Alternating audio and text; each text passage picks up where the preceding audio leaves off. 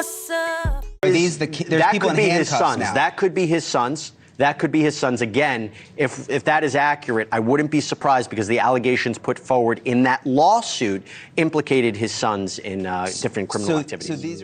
Usually with these type of stories, it's always about protect the children. But these ain't kids anymore. So I'm gonna talk about it. Diddy has been going through a massive downfall since Cassie's lawsuit. He's been getting hit left and right by people he has continued to fuck over.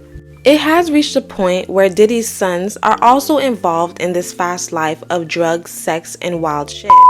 Now they've dug too deep where their names are also in cahoots with Diddy shenanigans. Christian and Justin Combs have been named in the recent lawsuit for various reasons. Christian, the one who Diddy bops, was named because he was accused by Lil Rod in his lawsuit for drugging and sexually assaulting a woman. Christian, who is 25, lost his mother Kim Porter in 2018. May she rest in peace. But Misa Hilton, who is Justin Combs' mother, but Justin isn't Diddy's biological son. There is speculation that Justin's real father is a man named Anthony Wolf, who was Diddy's bodyguard. He was killed, but Diddy took over the father role, which we've seen with his first son Quincy, whose father is Al B. Shore. Misa has never spoken out about Diddy, and for the most part, most people don't know anything about her. It would have stayed that way if the lifestyle hadn't been catching up to her son Justin. She is now starting to see the effects of Diddy's influence in Justin's life, as he was a father to Justin. Misa went on Instagram months before Cassie's lawsuit, calling out Diddy because Justin got a DUI. In these posts, not only was Misa telling the world, but she was also sending a clear message to Diddy that she will not protect him against her son. Also throwing shots at Christina Coram, Diddy's chief of staff, named in a lawsuit against him by Lil Rod. In these Instagram posts, Misa says, "Act bad? I'm not protecting no one anymore, just my son. I'm not with none of that reality TV shit. When is enough enough? Yeah, okay, and all the children. I love a come to Jesus moment. Act bad, bad boy. I used to want to be a bad girl, but chose to be a queen, tried and true.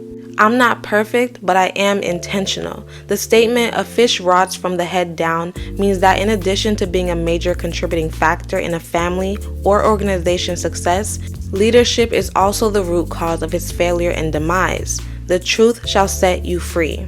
I should have kept my child with me. FUCLA too. Everyone can get it. How do you go from one of the greatest to ever do it to making all your money off alcohol and suing the damn alcohol company? Sell something healthy that builds people up. I'm sick of it. Not mines. Everyone has to sit around for years and act like there isn't anything wrong with you. This is where the buck stops for me. If anything ever happened to my son, God forbid, what is anyone going to say to me? When we all know whose fault it would be. And Christina, if you ever handle me again, I will go straight across your head. Stay out the way, you are a nice person. Everyone is tough until it's time to be tough. I do realize clarity and context are important. You want me to do reality TV? Okay, let's be real, then let's lay it all out, starting from the top.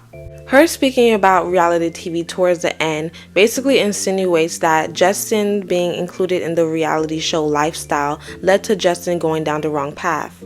But is it too late at this point? Justin is grown and makes his own decisions. Following behind Diddy, he was named in the lawsuit for not only trafficking girls, but also allegedly shooting a man. This is perhaps the biggest claim, is that Diddy and his son murdered someone in plain daylight and got away with it.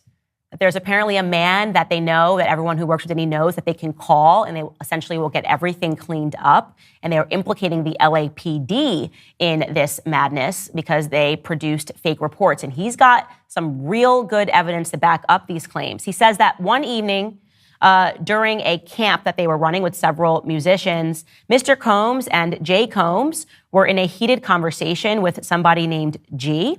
And while this conversation was moved out of the studio and into a restroom that was adjacent to where Jones was sitting, he heard approximately 2 feet away from him again, Mr. Jones is the producer that's suing him, gunshots suddenly ringing out. He recalls hearing multiple gunshots. Mr. Jones immediately went into a state of shock and fear that he would be shot next. He genuinely believed that he would be shot through the door due to how close he was. After the shooting ended, a crowd gathered around the restroom. When the door finally opened, Mr. Combs and his son exited. G was lying on the restroom floor in a fetal position, holding his stomach and bleeding out of his leg and his hip area.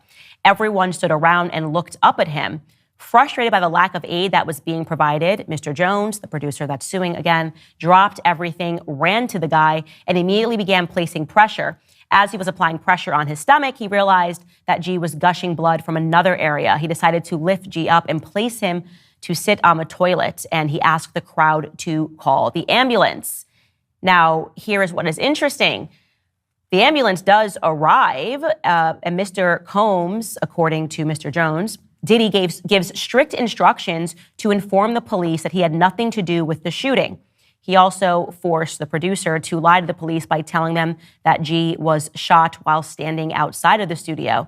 And the police just believed this, despite the overwhelming evidence that this shooting did not take place outside of the studio and that it instead took place inside near the bathroom. He includes in his lawsuit this photo of the bathroom and we are blurring it here, of the blood in that bathroom. And then it is stunning because he also shows how the media then reported it, right? A fake police report was produced and then fake headlines were the result. This is CBS News. Man shot outside party at Hollywood recording studio. The key word there is outside. How on earth could the LAPD be implicated in lying? Well, he alleges that there is an individual, again, that they know that they can call to clean up any types of murders. And that individual will make sure the right officers write down the fake police reports and that those are then fed to the media to cover up murder. But how did we get here? How did she get here? In the 90s, Misa Hilton started off dating Diddy when he was an intern turned A&R. She was in high school during the time, probably around 17, and Diddy was around 20. Being in high school, she started off her career really early on. When Puffy became an A&R, she became his assistant, later transferring to stylist because of her unique ideas. But during this time, they were also dating. She was the one who helped create Jodeci's style when R&B male singers dressed in suits to sing. She is the one who incorporated streetwear fashion into R&B music, which became the catalyst to how R&B singers presented themselves later on. She became the stylist for many artists, including Lil' Kim, who she designed her famous 1999 purple VMA jumpsuit with the nipple pasty, which later became an iconic outfit, while also creating Kim's infamous Crush on You looks with the different color transitions. In 1995, she created China Doll Enterprises, where she provided stylists for video shoots, magazine covers, and public appearances, styling people like Mary J. Blige, Aaliyah, and Faith Evans. Between her being a fashionista, she gave birth to her first son, Justin. There is a few whispers on the dynamic of her relationship with Diddy and how their relationship was allegedly abusive. She, to the point where is that nobody was helping her. Now, this is a story that was told to me, bro, by somebody who was there. You know what I'm saying? And they said he put hands on her. Misa was running from him so hard, trying to get away from him, she tried to crawl up under a car. Which is actually believable, since it was alleged that Diddy broke Kim's nose on a yacht and flew in a plastic surgeon to fix it. But as time progressed, Misa slowly began to separate herself from the bad boy lifestyle, in turn calling out Diddy once she saw her son was getting affected. With Christian's DUI, which was caught in June of 2023, he took a plea deal of 3 years of probation. But now, since he's being implicated in a potential murder, Misa already sent Diddy a message that she will not protect him. She already feels like he needs to grow up, but now since the integrity of the LAPD has been questioned and her son, who is already on probation, will possibly be tried for potential murder, she will protect her son over everybody. Diddy's son, Christian, and Justin haven't been arrested, but they were put in cuffs for the raid. That is what makes the situation very telling, because those are his kids. It is considered crazy that his father would put them in those type of situations to begin with. Diddy's children have grown up very privileged and blessed because of the bad boy legacy. Diddy created a lot in the 90s, and because of this, his children will forever be rich. Those boys see luxury and the lifestyle provided and indulge in whatever their father was doing because it works. They don't necessarily know any better. I think they know right or wrong, but it is their dad at the end of the day.